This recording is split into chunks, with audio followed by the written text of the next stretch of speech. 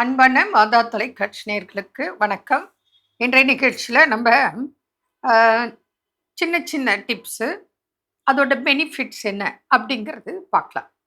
பொதுவாக வஜ்ராசனம், நம்ம காலை கீழே போட்டு மேலே உட்கார்றது உங்களுக்கே தெரியும். இல்லைனாலும் கூகுளில் பார்த்தீங்கன்னா வஜ்ராசனத்தில் எப்படி உட்காருது அப்படிங்கிறது உங்களுக்கு தெரியும். இந்த வஜ்ராசனத்தில் உட்காரும் போது என்னென்ன நன்மைகள், நம்ம சாதாரணமாக உட்கார்றோம், சேர்ல உட்கார்றத விட கீழே உட்கார்றது நல்லது. அதுவும் கால் மடிச்சு உட்கார்றது நல்லது.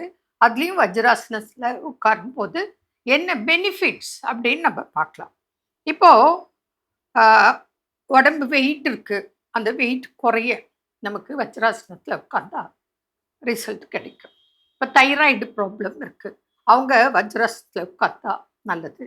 அப்புறம் இன்னைக்கு வந்து கிட்னி ஸ்டோனு, மலச்சிக்கல், அப்புறம் பிசிஓடி ப்ராப்ளம், இர்ரெகுலர் பீரியட்ஸு, கர்ப்பப்பை பிரச்சனைகள், இந்த மாதிரி பிரச்சனைகள் இருக்கு. இதற்கும் வஜ்ராசனத்தில் உட்கார்ந்தா சால சிறந்தது. எவ்வளோ நேரம்? காலையில் ஒரு 10 மினிட்ஸ், சாயந்தரம் ஒரு 10 மினிட்ஸ். அல்லது நீங்கள் வஜ்ராசனத்தில் உட்கார்ந்துட்டே கைப்பயிற்சி, கண் பயிற்சி, நெக் எக்ஸசைஸ் இதெல்லாம் செய்யும்போது ஒரு 10 to 15 மினிட்ஸு நீங்கள் அதே வஜ்ராசனத்தில் உட்கார்ந்தே நீங்கள் செய்யலாம். அப்போ அதோட பெனிஃபிட்ஸ் பார்த்தீங்கன்னா, மூட்டு வலிக்கு நல்லது, அஜீரணத்துக்கு நல்லது, மலச்சிக்கலுக்கு நல்லது. மேலும் இன்றைய காலகட்டத்தில் உங்களுக்கு என்ன தேவை அப்படின்னு பார்த்தா, எல்லாருக்குமே எலும்பு வலி, மூட்டு தேய்மானம், இப்போ osteo arthritis, gout arthritis, psoriatic arthritis, rheumatoid arthritis, இப்படி பிரச்சனைகள். அப்போ இவங்கெல்லாம் டெய்லி 2 ஸ்பூன் கருப்பெள்ளு வறுத்து சாப்பிடலாம். அப்புறம் பிரண்டை, பிரண்டையில் வந்து என்ன விஷயம் எப்படி அப்படின்னா, இந்த துளிர் பிரண்டைனா நம்ம எடுத்து முழுசா அப்படியே எடுத்து கழுவி கட் பண்ணி நல்லெண்ணெயில் வதக்கிட்டு அதுக்கப்புறம் எள்ளு சேர்த்து நம்ம துவையல் பண்ணி சாப்பிடலாம். அதிலே பொடி பண்ணலாம், ஊறுகாய் பண்ணலாம், என்ன வேணும் பண்ணிக்கலாம், சாப்பிடலாம். ஆனால் இந்த முற்றிய பிரண்டை இருக்கும், அதுலேயும் நீங்கள் கவனிக்கணும்.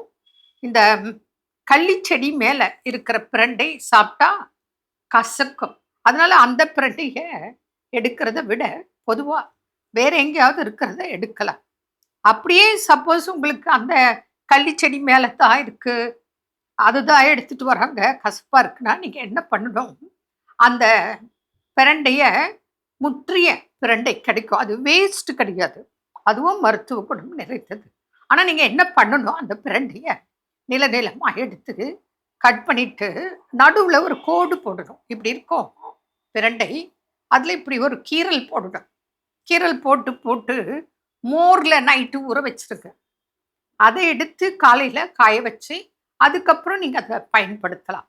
இதில் என்ன ஒரு விஷயம், ஏன் மோரில் நம்ம இதை சேர்க்கணும் அப்படின்னா, பிரண்டையிலையும் கால்சியம் இருக்கு, மோர்லேயும் கால்சியம் இருக்கு.